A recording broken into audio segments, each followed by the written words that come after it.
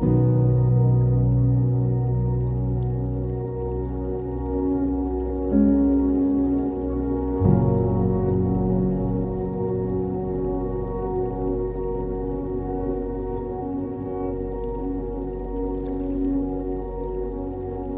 Alberto García Bataller, autor de Mujeres en Forma y entrenador. El libro nace de toda una vida dedicada al entrenamiento, ¿no? Yo en el año 88, preparando los Juegos de Seúl con el equipo nacional de natación, hubo dos nadadoras que se perdieron un par de sesiones de entrenamiento porque en aquel momento el médico me dijo que tenían una cosa que se llamaba síndrome premenstrual, que yo no había oído nunca hablar de aquello, y cuando se fueron ellos a los Juegos, bueno, yo era jovencito, a los Juegos yo no fui, y pues me fui a la biblioteca del INEF y de pronto vi que sí que existía y que tenía una serie de síntomas y que afectaba. Y justamente en ese libro empecé a leer cosas de ciclo menstrual y entonces empecé a entender que había que tener en cuenta cosas en las mujeres que normalmente yo ni había oído hablar en la carrera, ni nadie me había explicado, ¿no? Pero que era importante tenerlas en cuenta.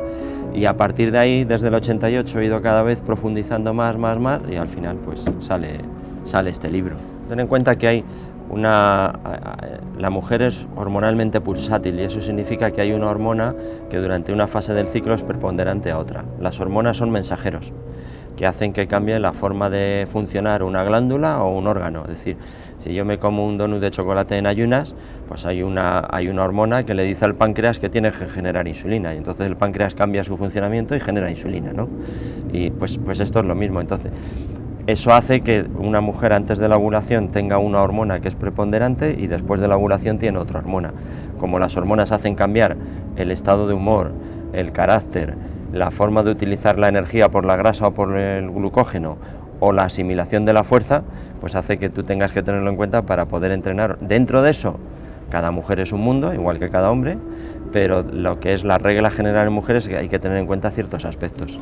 Entrenar un hombre como una mujer es un error menor. Me explico.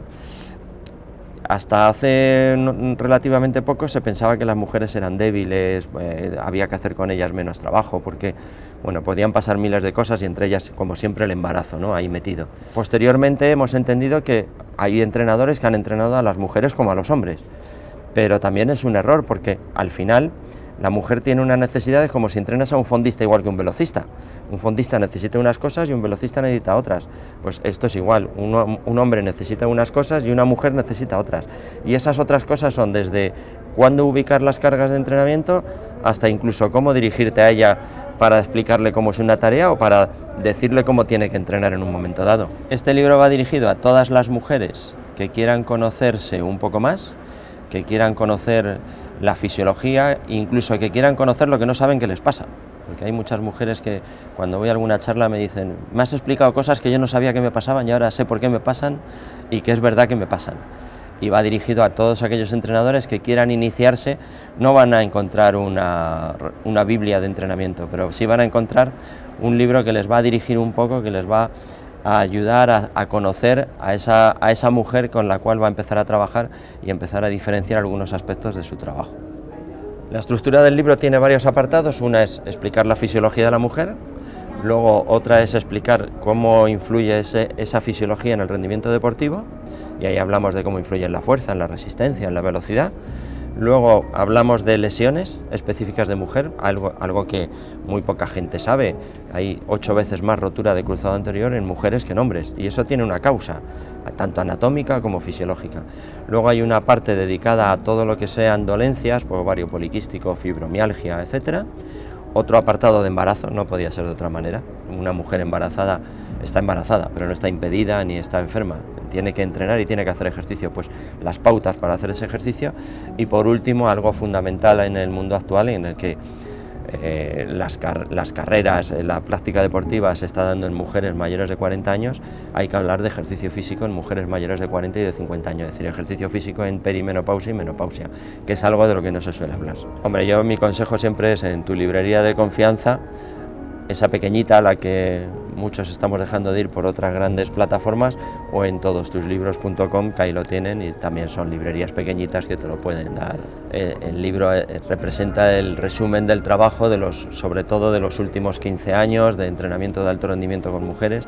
Yo en el 2000 me contrató la Federación Española de Triatlón para entrenar al equipo olímpico femenino, y sobre todo pues de todo lo que he ido aprendiendo con Ana y con otras deportistas, y con las que entreno ahora, que no son deportistas de élite, pero que me está permitiendo aplicar todo esto. Entrenar a Ana Burgos me permitió asentar todo lo que yo ya conocía, aplicarlo en el límite del rendimiento deportivo, conocer a profesionales ligados a la mujer, ginecólogos, etcétera, que también me han ayudado a entender muchas más cosas, y aplicar luego, ya te digo, a las personas que estoy entrenando ahora mismo, pues que tengo desde mujeres que quieren hacer un medio Ironman o un triatlón olímpico para probar, a mujeres que quieren bajar de las 4 horas en la maratón, a una mujer que empieza a correr conmigo porque quiere bajar el colesterol porque está en la menopausia. Entonces, todo lo anterior me sirve para aplicarlo en ellas.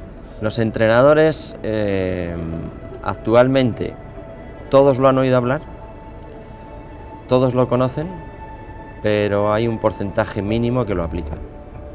Y de ese porcentaje mínimo que lo aplica, pues sí, hay algunos que se dirigen a preguntarme, hay otros que ya lo saben, por supuesto, no soy el único que tiene el conocimiento, ¿no?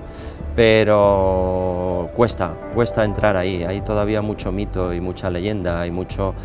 Pues es que esto es así, ¿no? El ciclo menstrual, pues es que la regla es así, ¿no? Pero yo creo que cada vez hay más concienciación, y sobre todo las propias atletas cada vez lo reclaman más. La principal diferencia del entrenamiento de resistencia entre hombres y mujeres, y que no se suele aplicar, es la intensidad. La intensidad de entrenamiento, normalmente pensamos que con que entrenen lo mismo, a la misma intensidad, es válido, y no es verdad, porque las mujeres tienen una utilización de la grasa mucho más optimizada que los hombres, y por lo tanto a una misma intensidad, ponte al 90% de la frecuencia cardíaca máxima, las mujeres utilizan más porcentaje de grasa que los hombres, por lo tanto están en una zona de entrenamiento por debajo que ellos, pero sin embargo tú piensas que están entrenando igual porque están entrenando a la misma intensidad, y luego no entiendes por qué no mejoran a determinados niveles de intensidad, pues porque no entrenan nunca esa intensidad. Sí, la grasa se utiliza más en mujeres que en hombres, se utiliza más después de la ovulación que antes de la ovulación, y eso hace que la intensidad de entrenamiento en mujeres, sobre todo intensidades altas, rozando con el consumo máximo de oxígeno, rozando con la capacidad anaeróbica, tenga que ser mayor en las mujeres que en los hombres. El deporte femenino está está igualándose al masculino, y sobre todo cuanto más largas sean las carreras, más. Es decir, ya hemos visto un par de carreras de estas de 100 kilómetros en montaña que ganan las mujeres, porque su metabolismo es mucho más eficiente en esas intensidades submáximas, y además, si tenemos en cuenta sus diferencias, va a mejorar su rendimiento, y además cada vez la preparación de la mujer es mucho mejor, con lo cual nos tenemos que ir acostumbrando a que las mujeres cada vez superen más a los hombres. En el INEF lo que veo es que las chicas se interesan por todo mucho más, no solo por la parte de entrenamiento, ¿no? Hay pocas, de hecho yo ahora en el INEF me acaban de nombrar coordinador de igualdad dentro de la facultad, dentro de lo que es la UPM, en cada facultad hay un coordinador de igualdad, en el INEF me han nombrado a mí, y una de las cosas que queremos hacer es ver cómo atraer más mujeres hacia el INEF, porque tenemos pocas, estamos en el 16% aproximadamente, ¿no? Pero las que hay son muy buenas, y además entienden perfectamente todas estas diferencias y las aplican. Digamos que tienen un poco la mente un poco más abierta. Es muy diferente entrenar a un hombre y a una mujer, pero no solo a nivel fisiológico, como hemos hablado hasta ahora, a nivel psicológico. La forma de afrontar la competición ante una posible derrota o una posible medalla es diferente. La forma de dirigirte a ella cuando hay algo que no sale en el entrenamiento es diferente. Incluso ellas mismas tienen una actitud diferente cuando hay un objetivo que no consiguen. Y luego hay partes emocionales que tú tienes que controlar en la forma de dirigirte a un hombre y a una mujer. Emocionalmente no te puedes dirigir igual a uno que a otra, y desde luego en determinadas fases del ciclo no puedes hablar con una mujer de una manera o de otra. Hay que saber regular la manera de comunicación. El libro me gustaría que... No me gustaría usar la palabra que se vendiera. Me gustaría que llegara a mucha gente, y que mucha gente lo leyera y que lo entendieran, y que me preguntaran dudas, y que incluso me dijeran, pues en esto estás equivocado, o esto es de otra manera, pero que sobre todo generara interés, porque creo que hasta ahora no se ha explicado de esta manera todas las diferencias entre hombre y mujer. Y por supuesto ya estoy en otro proyecto, que como pasa en el teatro y en el cine no lo cuentas por si acaso se malogra, con varios autores sobre un libro dedicado también a deporte y mujer, que yo creo que va a tener mucho interés. Las fuentes son muy variadas y las personas que me han ayudado son muy variadas. El libro lo he escrito yo, pero detrás de mí hay mucha gente, y aquí quisiera hacer hincapié en las dos personas que no lo han escrito pero han colaborado conmigo, que son Irene Moya y Carmen Herrero. Irene Moya ha hecho las ilustraciones y Carmen Herrero ha hecho las infografías. Creo que han hecho un trabajo magnífico. Creo que las infografías dan una capacidad de resumen de todo lo que se trata en cada capítulo, que es algo que yo le aconsejaría a la gente que se detuviera en ellas, y me hace además sentir el orgullo que las dos son exalumnas mías, que han acabado hace poquito, hace 3 años, y sin embargo me han aportado un plus al libro, ¿no? Y luego, por supuesto, toda la gente que en estos años, sabéis que yo dirijo un curso de experto en mujer y deporte en la universidad, entonces hay mucho profesorado que me ha ayudado, Belén López Mazarias a nivel de suelo pélvico, y sobre todo José Luis Neiro, ginecólogo, que aunque él dice que no, pero a mí me ha ayudado mucho a entender todo esto. Y luego compañeras de NINEF, Guadalupe Garrido, Amelia Ferro, es decir, hay mucha gente detrás, aunque yo lo he escrito, pero hay mucha gente detrás de la cual yo he aprendido, ¿no? Sería ilusorio pensar que yo lo he aprendido todo. ¿Qué he hecho de menos de mi etapa de entrenamiento y no? Bueno, primero, yo soy un tío afortunado.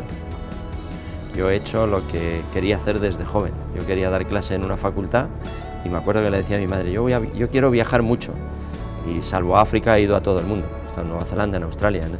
Y eso me lo ha permitido el deporte de alto rendimiento.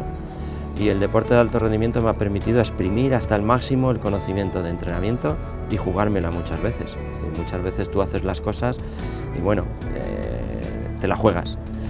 Lo que más he hecho de menos de mi época de alto rendimiento, mis concentraciones en Sierra Nevada. Estar perdido en Sierra Nevada, entrenando, viendo solo entrenadores, hablando con entrenadores, eso es lo que más he hecho de menos. Los viajes. Lo que no he hecho de menos es la tensión previa a la competición, esa no la he hecho de menos, ¿no? La incertidumbre de si sí, si no, tal. Pero todo lo demás lo he hecho de menos. Y eso me permite ahora el que haya, como tú dices, a muchos que no tienen el sentido común de estos populares, no encargarme de ellos. Es decir, yo ya he quedado con Ana séptimo en los Juegos Olímpicos, campeona de Europa. Entrenar a alguien que se deja la vida y que deja la vida familiar por quedar el 328 de un Ironman no me interesa. No creo que sea ese mi público. Prefiero ayudar a alguien que no ha corrido nunca a que llegue a correr 30 minutos y me siento tan realizado como cuando Ana fue campeona de Europa. Cuando llega esa mujer y a las 8 semanas me dice, he corrido 30 minutos, eso me llena tanto como lo otro, ¿no? Y los que sí pero no, intento apartármelos.